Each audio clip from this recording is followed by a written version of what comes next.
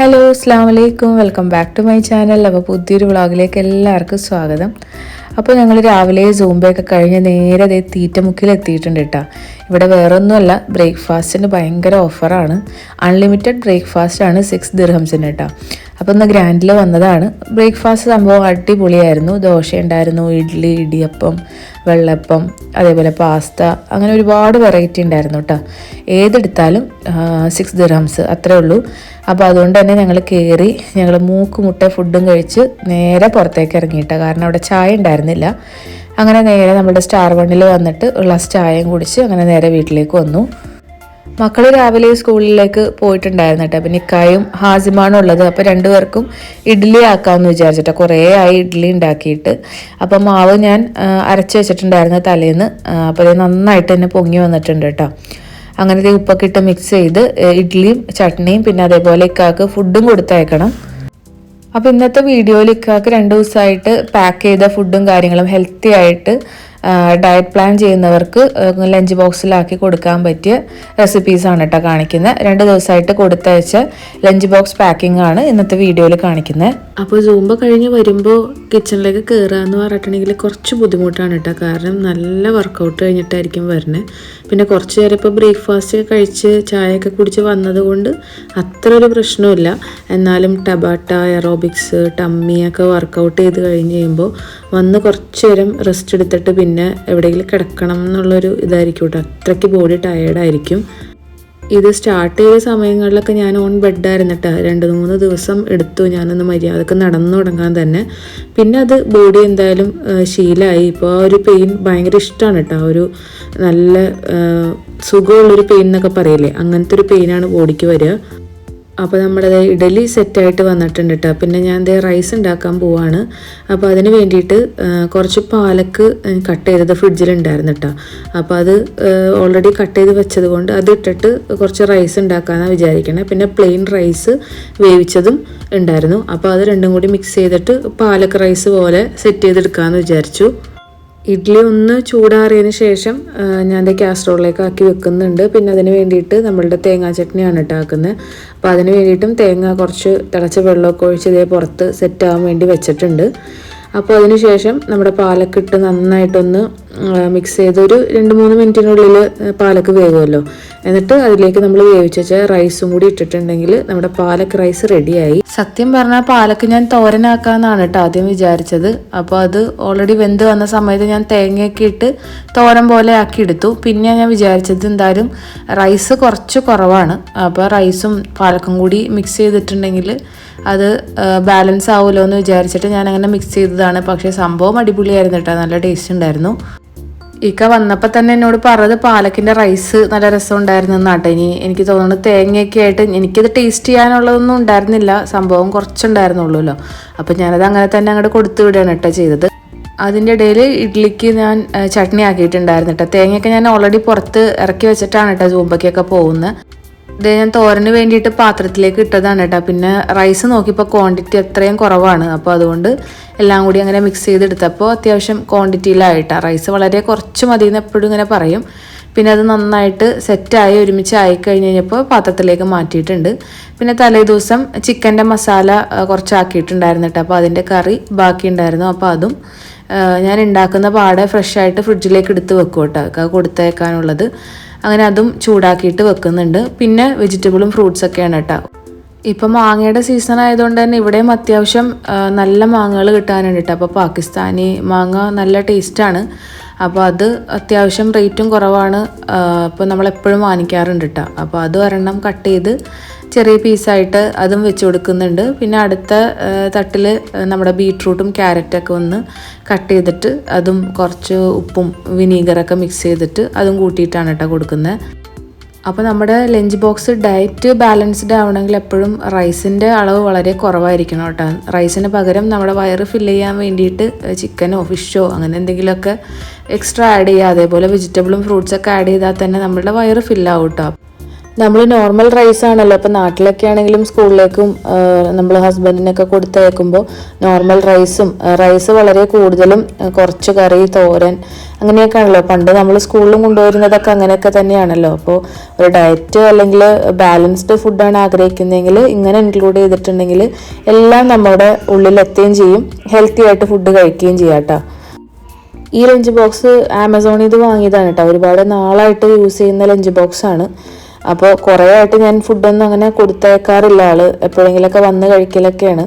അപ്പോൾ ഡയറ്റ് വിചാരിക്കുമ്പോൾ നമ്മൾ ഹോട്ടലിൽ ചെന്നാലും നമ്മൾ വിചാരിക്കുന്ന ഫുഡ് കിട്ടണമെന്നില്ലല്ലോ, ബാലൻസ്ഡ് ആയിട്ടുള്ള ഫുഡൊന്നും ചിലപ്പോൾ ഉണ്ടാവണമെന്നില്ല. അപ്പോൾ അതുകൊണ്ട് സിമ്പിളായിട്ട് പെട്ടെന്ന് നമുക്ക് പാക്ക് ചെയ്ത് കൊടുത്തയക്കാനും പറ്റും. അപ്പോൾ അതുകൊണ്ടാണ് കേട്ടോ ഇപ്പോൾ ഫുഡൊക്കെ കൊടുത്തയക്കണേ.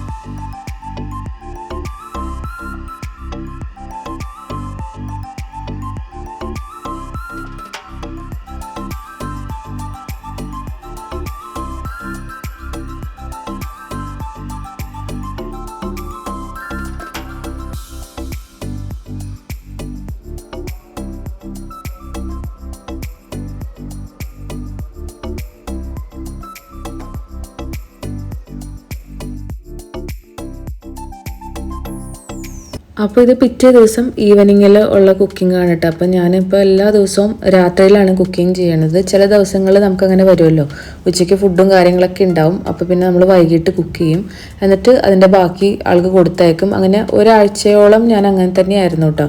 അപ്പോൾ അതിൻ്റെ പിറ്റേ ദിവസം രാത്രിയിലേക്ക് കഴിക്കാനും പിന്നെ നാളെ കൊടുത്തു വിടാൻ വേണ്ടിയിട്ടും എല്ലാം കൂടി ഒരുമിച്ചാണ് കേട്ടോ ആക്കുന്നത്. അതുകൊണ്ടാണ് ഇത്രയും ക്വാണ്ടിറ്റി എടുക്കുന്നത്. അപ്പോൾ ചിക്കനും മഷ്റൂമും ക്യാരറ്റും ബ്രക്കോളിയും എല്ലാം കൂടി ഒന്ന് ബട്ടറിൽ സോട്ട് ചെയ്തെടുക്കുകയാണ്. അപ്പോൾ ആദ്യം തന്നെ അതൊന്ന് നമ്മുടെ വെജിറ്റബിൾ സ്റ്റീമറിൽ വെച്ചിട്ട് ഒന്ന് ആവിയേറ്റി ഒരു 3/4 ഭാഗത്തോളം വേവാക്കി എടുത്തിട്ടുണ്ടായിരുന്നു കേട്ടോ. മഷ്റൂമിന് പെട്ടെന്ന് വേവുന്നതുകൊണ്ട് തന്നെ അതും ചിക്കനൊക്കെ കൂടി അതിൻ്റെ അകത്ത് തന്നെയാണ് കേട്ടോ ഇട്ടത്. പിന്നെ കുറച്ച് സോസുകളെല്ലാം കൂടിയിട്ട് മിക്സ് ചെയ്ത് അതും കൂടി ഒന്ന് ആഡ് ചെയ്യുന്നുണ്ട്. ഇനി സോസുകളില്ലെങ്കിലും കുഴപ്പമൊന്നുമില്ല, വെറുതെ വേവിച്ചിട്ട് നമുക്ക് ഒലിവ് ഓയിലും ഉപ്പൊക്കെ ഇട്ടിട്ട് മിക്സ് ചെയ്ത് വേവിച്ച് അങ്ങനെയും കഴിക്കാം. ഇപ്പോൾ ഞാൻ സാലഡ് ഡ്രസ്സിങ് ഒഴിച്ചിട്ടാണ് ഞാൻ എപ്പോഴും കഴിക്കാറുള്ളത്. പിക്കാക്കും അങ്ങനെ തന്നെ കൊടുക്കാറുള്ളത്. അപ്പോൾ ആ ഒരു സാലഡ് ഡ്രസ്സിങ് ഇവിടെ തീർന്നു. അപ്പോൾ അതുകൊണ്ട് സോസ് എല്ലാം കൂടിയിട്ട് മിക്സ് ചെയ്തിട്ട് അങ്ങനെ ആഡ് ചെയ്തതാണ് കേട്ടോ. കുറച്ച് ചില്ലി സോസും ടൊമാറ്റോ കെച്ചപ്പും കുറച്ച് സോയാ സോസൊക്കെ ആയിട്ട് മിക്സ് ചെയ്തിട്ട് അത് ആഡ് ചെയ്ത് അങ്ങനെ വെജിറ്റബിൾ സെറ്റാക്കി എടുത്തിട്ടുണ്ട്. അതേപോലെ നമ്മുടെ ഗീ റൈസ് ഉണ്ടല്ലോ, അതും ഒന്ന് വേവിച്ചെടുക്കുന്നുണ്ട് കേട്ടോ. നാളത്തേക്ക് കൊടുത്തയക്കാനും കൂടി വേണ്ടിയിട്ട് ഒരുമിച്ചാണ് ഉണ്ടാക്കുന്നത്. അപ്പോൾ ഞാനൊരു വൈറ്റ് സോസ് ഉണ്ടാക്കി എടുക്കുകയാണ് കേട്ടോ. അപ്പോൾ അതിന് വേണ്ടിയിട്ട് മൈദ ഓൾറെഡി കുറച്ച് പാലിലൊന്ന് മിക്സ് ചെയ്ത് ഓൾറെഡി വെച്ചിട്ടുണ്ട്.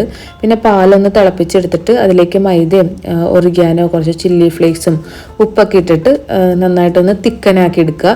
എന്നിട്ട് അതിലേക്ക് ചിക്കൻ്റെ ബ്രസ്റ്റ് പീസും ആഡ് ചെയ്തിട്ടുണ്ടെങ്കിൽ നല്ല ക്രീമി ആയിട്ടുള്ള ചിക്കൻ്റെ കറി റെഡിയാവും കേട്ടോ. ഇതിന് ഒരുപാട് മസാല അല്ലെങ്കിൽ ഫ്ലേവറോ ഒന്നും ഉണ്ടാവില്ല കേട്ടോ. ഒരു മൈൽഡ് ആയിട്ടുള്ള ടേസ്റ്റ് ആയിരിക്കും. ഇനി നിങ്ങൾക്ക് കുറച്ച് കൂടുതൽ സ്പൈസ് വേണമെന്നുണ്ടെങ്കിൽ അതിനനുസരിച്ച് ചില്ലി ഫ്ലേക്സ് ആഡ് ചെയ്യാം. അതല്ലെങ്കിൽ ഒറിഗാനോയുടെ ടേസ്റ്റ് കുറച്ച് കൂടുതൽ വേണമെങ്കിൽ അങ്ങനെ ചെയ്യാം. പിന്നെ അല്ലെങ്കിൽ തൈമോ പാഴ്സലിയോ ഏത് വേണമെങ്കിലും നമ്മുടെ ഇഷ്ടത്തിനനുസരിച്ച് അതിൻ്റെ ടേസ്റ്റ് മാറ്റിയെടുക്കാം കേട്ടോ. അപ്പോൾ ഇക്കാക്ക് ഒട്ടും എരിവിനോട് വലിയ താല്പര്യമില്ല, കുട്ടികൾക്കും അത് തന്നെയാണ് പ്രിഫർ ചെയ്യണത്. അപ്പോൾ അതുകൊണ്ട് തന്നെ ഒട്ടും എരിവില്ലാതെ ഒരു മൈൽഡായിട്ടുള്ളൊരു കറിയായിട്ടാണ് കേട്ടോ ആക്കിയത്. അതും നമ്മളുടെ റൈസും പിന്നെ അതേപോലെ സോർട്ടഡ് വെജീസൊക്കെ ആയിട്ട് ഡിന്നർ സെറ്റ് ചെയ്തെടുക്കുകയാണ് കേട്ടോ.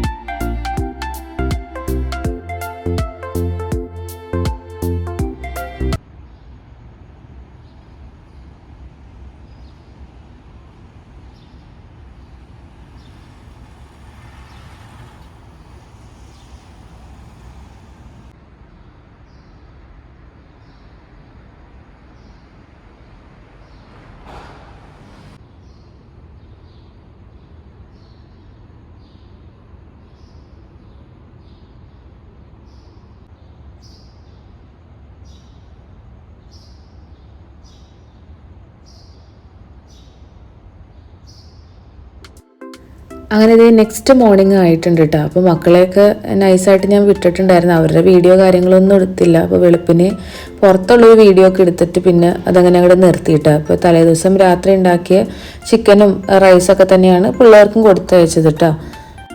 പിന്നെ ബ്രേക്ക്ഫാസ്റ്റായിട്ട് ചീസി ഓംലേറ്റും ഒക്കെ ആയിട്ടാണ് പിള്ളേർക്ക് ബ്രേക്ക്ഫാസ്റ്റും കൊടുത്തത്. അങ്ങനെ അവർ പോയിട്ടുണ്ട്. പിന്നെ ഇക്കാക്ക് ഇതേ ബ്രേക്ക്ഫാസ്റ്റ് ആക്കി എടുക്കുകയാണ്. അപ്പോൾ ഇന്ന് സൂംബക്കൊക്കെ പോയി വന്ന് കുളിച്ച് ഫ്രഷൊക്കെ ആയിട്ടാണ് കേട്ടോ ഞാൻ പിന്നെ കിച്ചണിൽ കയറിയത്. അപ്പോൾ ചിക്കൻ കുറച്ച് ഫ്രൈ ചെയ്തത് ബാക്കിയുണ്ടായിരുന്നു. അപ്പോൾ ബ്രെഡ് ഇങ്ങനെ പോക്കറ്റ് പോലെ ഇടയ്ക്ക് ആക്കി കൊടുക്കാറുണ്ട് കേട്ടോ, സോസൊക്കെ തേച്ചിട്ട്. 2 മുട്ടയാണ് കേട്ടോ. അത് ബട്ടർ ഒഴിച്ചിട്ട് നന്നായിട്ടൊന്ന് ഒഴിച്ച് നന്നായിട്ട് ചുറ്റിച്ചെടുക്കണം കേട്ടോ. എന്നിട്ട് അതിലേക്ക് 2 ബ്രൗൺ ബ്രെഡ് വെക്കുക. എന്നിട്ട് അതിലേക്ക് സോസും തേച്ച് പിന്നെ നമുക്ക് ഇഷ്ടമുള്ള എന്ത് വേണമെങ്കിലും ആഡ് ചെയ്യാം കേട്ടോ. കുക്കുംബറോ ടൊമാറ്റോ ഓണിയൻ ഒന്നും വെക്കുന്നത് രാവിലെ ഇഷ്ടമല്ല കേട്ടോ. അപ്പോൾ അതുകൊണ്ടാണ് ചിക്കൻ മാത്രം വെച്ച് കൊടുക്കണേ കേട്ടോ. എന്നിട്ട് അത് നന്നായിട്ടൊന്ന് സൈഡൊക്കെ ഒന്ന് ഫോൾഡ് ചെയ്തിട്ട് ഒരു പോക്കറ്റ് പോലെയാക്കി എടുത്തിട്ട് നന്നായിട്ട് ടോസ്റ്റ് ചെയ്ത് എടുത്തിട്ടുണ്ടെങ്കിൽ simple and easy breakfast ready ആവും കേട്ടോ. സംഭവം ഹെൽത്തിയുമാണ്, പെട്ടെന്ന് നന്നായിട്ട് വയറ് ഫില്ലാവുകയും ചെയ്യും കേട്ടോ.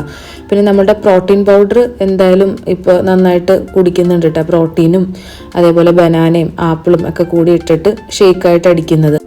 അതും ഈ ഒരു ബ്രെഡിൻ്റെ സെറ്റും ഉണ്ടെങ്കിൽ പിന്നെ നമുക്ക് വേറെ ഒന്നും വേണ്ട കേട്ടോ വയറ് ഫില്ലാവാൻ വേണ്ടിയിട്ട്. ഇത് അങ്ങനെ കട ലഞ്ച് ബോക്സും സെറ്റാക്കി എടുക്കുകയാണ് കേട്ടോ. ചിക്കൻ്റെ ബ്രസ്റ്റ് പീസ് ഫ്രൈ ചെയ്തെടുത്തത് ഓൾറെഡി വെച്ചിട്ടുണ്ട്. അപ്പോൾ അതിലേക്ക് കുറച്ച് പാപ്രിക്കയും സോയാ സോസും ഗാർലിക് പൗഡറും ഉപ്പും പെപ്പറൊക്കെ ഇട്ടിട്ടാണ് കേട്ടോ ഫ്രൈ ചെയ്തെടുത്തത്. പിന്നെ അതേപോലെ നമ്മുടെ വൈറ്റ് കറി കുറച്ച് തിക്കായിട്ടുണ്ടായിരുന്നു. പിന്നെ ഞാനത് കുറച്ചും കൂടി പാലൊക്കെ ഒഴിച്ച് നന്നായിട്ട് തിളപ്പിച്ചൊന്ന് സെറ്റാക്കി എടുത്തിട്ടുണ്ട്. അതും പിന്നെ റൈസും വെച്ച് കൊടുക്കുന്നുണ്ട്. പിന്നെ സോൾട്ടഡ് വെജീസും ഏറ്റവും താഴത്തെ തട്ടിലാക്കിയിട്ട് അതും വെക്കുന്നുണ്ട് കേട്ടോ. അപ്പോൾ ഇന്നത്തെ ലഞ്ച് ബോക്സും പാക്കിങ്ങും കാര്യങ്ങളൊക്കെ അത് കഴിഞ്ഞിട്ടുണ്ട്. എനിക്ക് സോൾട്ടഡ് വെജീസ് ഭയങ്കര ഇഷ്ടമാണ് കേട്ടോ. ഞാനത് ബ്രേക്ക്ഫാസ്റ്റിന് എനിക്കും കൂടി വേണ്ടിയിട്ടാണ് ഞാൻ അത്രയും ക്വാണ്ടിറ്റിയിൽ ഉണ്ടാക്കിയത്. അത്യാവശ്യം ഉണ്ടായിരുന്നു അത്. അപ്പോൾ രാവിലെ ഞാൻ അതും കഴിക്കാൻ വേണ്ടിയിട്ട് എടുത്തിട്ടുണ്ടായിരുന്നു കേട്ടോ. അപ്പോൾ ഇത്രയൊക്കെയാണ് ഇക്കാക്ക് ഞാൻ കൊടുത്തയച്ച ഫുഡും കാര്യങ്ങളൊക്കെ കേട്ടോ. അപ്പോൾ നിങ്ങൾ ട്രൈ ചെയ്യാത്ത റെസിപ്പീസ് ആണെങ്കിൽ ട്രൈ ചെയ്ത് നോക്കിയിട്ട് ഫീഡ്ബാക്ക്സ് അറിയിക്കുക. പിള്ളേർക്ക് എപ്പോഴും സെയിം റെസിപ്പിയാണ് കൊടുത്തയക്കുന്നതെങ്കിൽ ഒന്ന് മാറ്റി ചിന്തിക്കുന്നത് നല്ലതാണല്ലോ, ഹെൽത്തിയുമാണ്. അപ്പോൾ വീഡിയോ ഇഷ്ടമായിട്ടുണ്ടെങ്കിൽ ലൈക്ക് ചെയ്യുക, ഷെയർ ചെയ്യുക. മറ്റൊരു വ്ളോഗിൽ വീണ്ടും കാണാം. ഓക്കെ ബൈ, താങ്ക് യു, അസ്സലാമു അലൈക്കും.